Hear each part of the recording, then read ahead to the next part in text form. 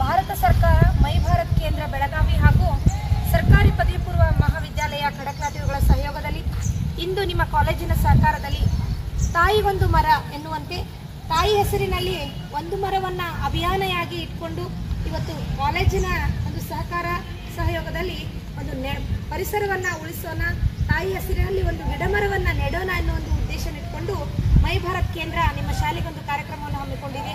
ಇವತ್ತಿನ ಈ ಕಾರ್ಯಕ್ರಮದ ಮುಖ್ಯ ಅತಿಥಿಗಳಾಗಿ ಹಾಗೂ ಕಾರ್ಯಕ್ರಮಕ್ಕೆ ಎಲ್ಲ ರೀತಿಯ ಸಹಕಾರ ನೀಡಿದಂಥ ನಮ್ಮ ಕಾಲೇಜಿನ ಪ್ರಾಂಶುಪಾಲರಾದಂಥ ಬೇರೇಕರ್ ಸರ್ ಅವರಿಗೆ ತಮ್ಮೆಲ್ಲರ ಪ್ರೀತಿಪೂರ್ವಕವಾದಂಥ ಚಪ್ಪಾಳೆ ಮತ್ತು ನಮಸ್ಕಾರಗಳನ್ನು ಅರ್ಪಿಸ್ತಾ ಇದ್ದೀವಿ. ಉಳಿದ ಎಲ್ಲ ನಮ್ಮ ಉಪನ್ಯಾಸಕ ವೃಂದದವರಿಗೆ ಹಾಗೂ ಯುವ ಚೈತನ್ಯ ಸಂಘಟನೆಯ ಅಧ್ಯಕ್ಷರಾದಂಥ ಶ್ರೀಯುತ ನಾಗರಾಜನ್ ಅವರಿಗೂ ಕೂಡ ತುಂಬ ಹೃದಯದ ಸ್ವಾಗತವನ್ನು ಬಯಸ್ತಾ ಇದ್ದೀವಿ.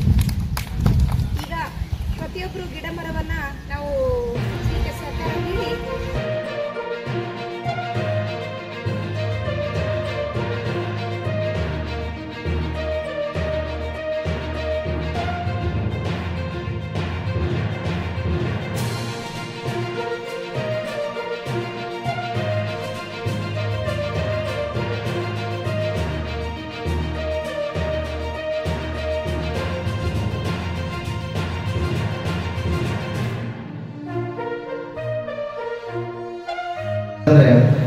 ಗುರುವಿನಿಂದ ಜ್ಞಾನವನ್ನು ಕಲಿತೇವೆ, ತಂದೆಯಿಂದ ಶಿಸ್ತನ್ನು ಕಲಿತೇವೆ, ತಾಯಿಯಿಂದ ಸಂಸ್ಕಾರವನ್ನು ಕಲಿತೇವೆ.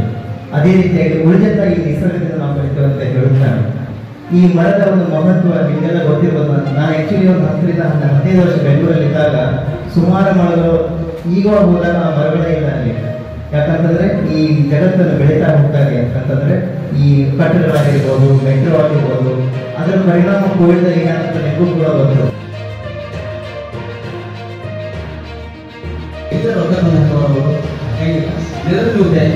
ಬ್ಯಾಂಕಿಂಗ್ ಸೆಕ್ಟರ್ ಸೌಲಭ್ಯಗಳ ಅರಿವಾಗಲಿ ಅದರಿಂದ ಫೈದಾ ಮಾಡ್ಕೊಳ್ಳಿ. ಆಮೇಲೆ ಈ ಜನಧನ ಯೋಜನೆ